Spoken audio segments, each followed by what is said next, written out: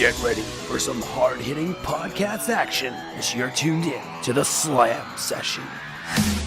What's up, everyone, and welcome to another edition of the Slam Sessions podcast. As always, you can follow us on Twitter at The Slam Sessions and on Facebook.com/The Slam Sessions Podcast Network. I'm Albert Albanese, and I'm back here talking a little bit about the world of professional wrestling, namely WWE. I'm going to start off this podcast this week by apologizing for my language last week. I kind of got a little angry.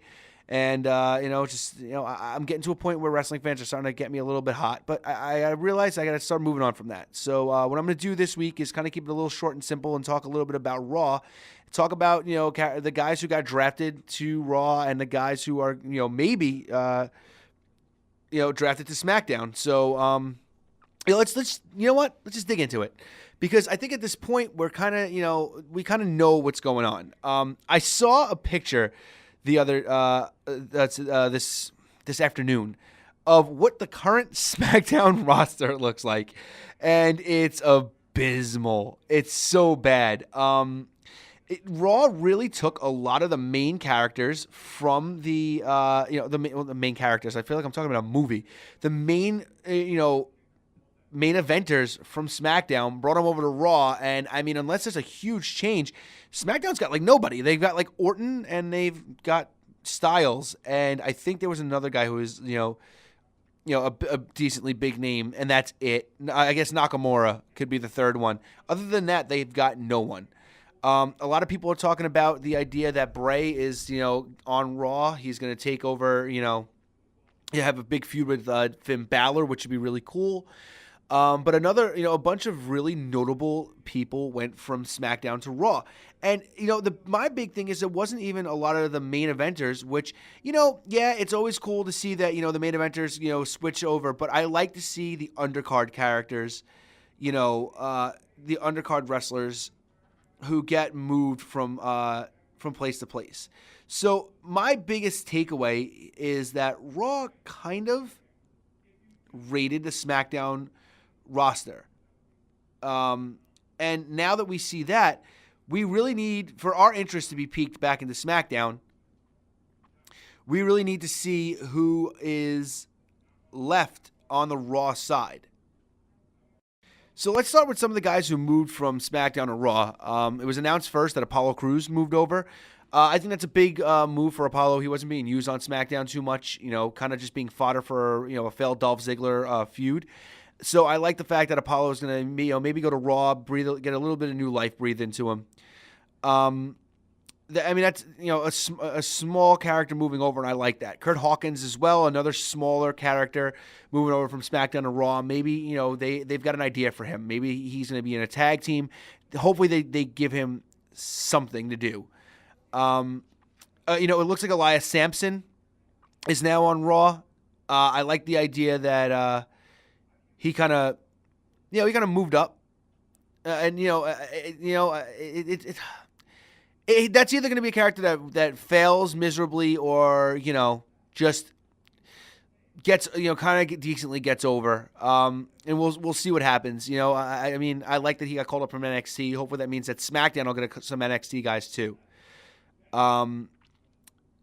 Heath Slater and Rhino both moved over. That's really big to me. It bolsters the Raw Tag Team division. They weren't doing anything on SmackDown.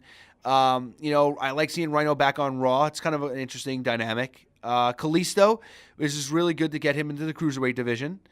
I like seeing that they're kind of trying to bump that a little bit. The biggest one for me, with the exception of, the two biggest ones were the two guys we saw at the top of the show, Dean Ambrose, the Intercontinental Champion, and The Miz, former Intercontinental Champion. Both of these guys moving over. That really adds a lot. It adds a lot of intrigue. There's going to be all three members of the Shield as of right now are on Raw, so that's really cool.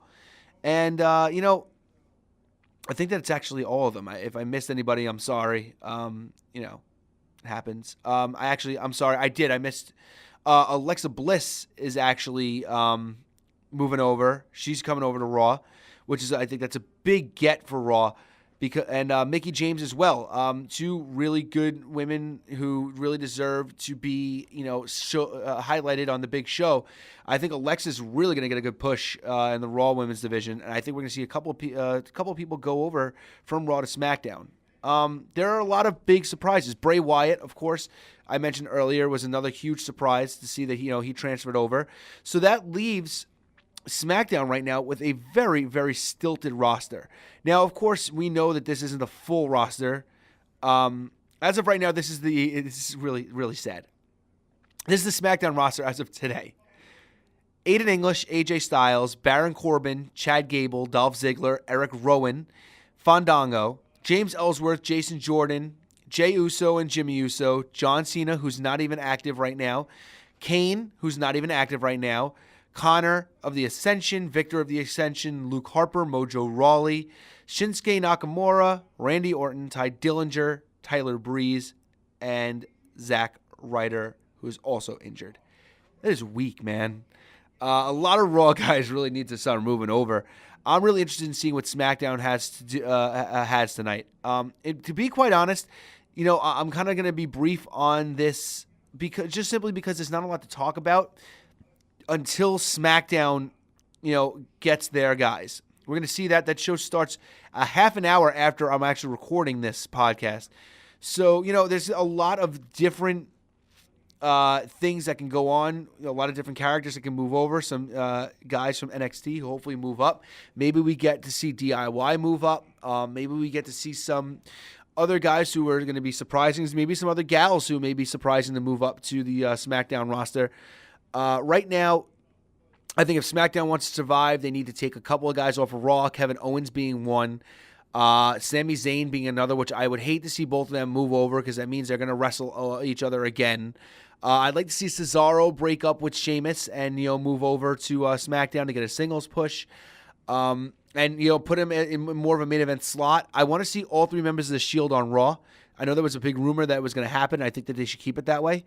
I think they should reunite them. I think that, if Owens doesn't go and Owens stays, maybe Dean Ambrose loses the Intercontinental title or Owens loses the U.S. title, brings that belt back over to SmackDown. And then maybe we get a really cool, dynamic where the Shield feuds with, Triple H and Samoa Joe and Kevin Owens for a little while. Maybe if it's not them, maybe, it's not Triple H at all. Maybe it's Braun Strowman, being that he's feuding with Roman. Joe, who's feuding with Seth Rollins, and then somebody new for Dean Ambrose. Maybe they just kind of start like a little bit of a group. I like gang warfare; it's always been one of my favorite things to see.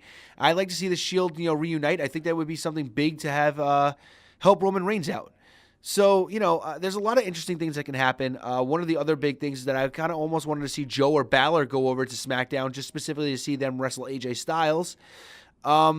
I'd like to see some big matches, happen over there. I'd like to see Shane and Daniel Bryan do a really good job in getting some big name talent. Maybe some guys who aren't really being pushed on Raw to get a little bit of a push on SmackDown. I'd like the shakeup. I like the idea that we're going to see some differentiation in the rosters, see some guys who are, who we haven't seen for a year almost wrestle each other. This should be an interesting, time in the WWE. So, right now, what I'm going to do is I'm just going to let you guys know straight up. I'm not going to go on a rant this week. I'm not going to flip out. I'm kind of tired of doing that, so I'm kind of going to leave you guys with this.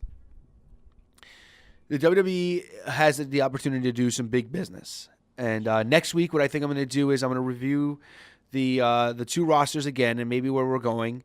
But I'm also going to give my opinion on where the WWE can really use some help. I'm going to start that right now by saying that Raw has been almost boring, uninteresting for a pretty long period of time. And I think that the reason why is something I mentioned a couple weeks ago when Tommy was actually a guest on this podcast. We talked a lot about the idea that Raw hasn't been interesting because of the way that the show is being structured as a television show. Raw used to be really interesting when you would, after every match, there would be some backstage segment that came out that you would see that get thrown peppered on the TV for 6 seconds, 8 seconds, 12 seconds, 14 seconds. And you get that idea that something big is going to happen after the break and you can't miss it. Raw needs to become can't miss again. SmackDown is becoming can't miss from the, the hardcore section of the fan base, the marks in the fan base, because they like the way that SmackDown is, hyper wrestling more than it is storyline and stuff like that. They have like a lot of their bigger characters over there doing like really big stuff and, having really good matches. And I think that's why SmackDown's been getting a lot of attention. So I think Raw needs to get its attention by being a better TV show. So I'm going to go into a little bit more depth next week about that, but it's just something for food for thought, something to chew on a little bit. As far as a match of the week, Kurt Angle is the Raw GM. I used a Kurt Angle match a couple of months ago, actually, as my match of the week against another GM, Shane McMahon. So what I think, I've kind of realized is that there's one GM who I've left out, and that is Daniel Bryan. I want to give everybody a Daniel Bryan match to watch, and I want to go with some of the stuff he's done with WWE. But I think that what really needs to be said is, Daniel Bryan had a big career before the WWE. He was Bryan Danielson. He was in Ring of Honor, and he had some of the best matches in the world while he was in Ring of Honor. What I want to do is I want to highlight a match between two guys that are actually now under WWE contracts that are officially, not wrestling anymore, unfortunately. A couple of years ago at what was called Ring of Honor Unified, there was a match between Bryan Danielson and another WWE guy right now who is, as we're saying, as I said, not an active wrestler. He was Nigel McGuinness. And Nigel McGuinness was had a great match against Bryan Danielson, and it was a show stealer. So if you guys can find that on YouTube, maybe it was Ring of Honor also has a DVD. It's $100, so I wouldn't want to buy that, but a DVD of all their matches. And I think if you pick any one of those out of the bunch, just go do yourself a favor. Go on YouTube. Try to see if you can type in Bryan Danielson versus Nigel McGuinness. Any one of those matches, you're gonna get a classic. That's for my hardcore fan base to kind of make up for the fact that I've been ripping on you for the past couple of weeks. So go out, watch that, support Ring of Honor because they're great talent. And I'm a big Ring of Honor fan. I know I don't come off as being an indie guy, but I really am an indie guy. I just just know what I want, and I know what WWE wants, and I accept it. And I'm not like a lot of other people who can't accept that kind of stuff. So that's my match of the week. Go off, watch that. And I know it's a little abrupt, but that's been the Slam Sessions podcast for this week. Follow us on Twitter at The Slam Sessions, Facebook.com/The Slam Sessions Podcast Network. And please give me ideas for some stuff that you want to hear. I'm really open to suggestions. I want to stop doing the same thing and reviewing WWE every week. I want to maybe do some more fun stuff. I'm going to try to get some people on here to be guests to kind of talk about some more interesting stuff that we don't usually talk about, stuff that isn't recent, maybe some more stuff that was a little bit back in the day. So for that, I'm Albert Albanese. I'll see you guys next time. Thanks for listening to the Slam Sessions podcast. Thanks for listening to the Slam Sessions.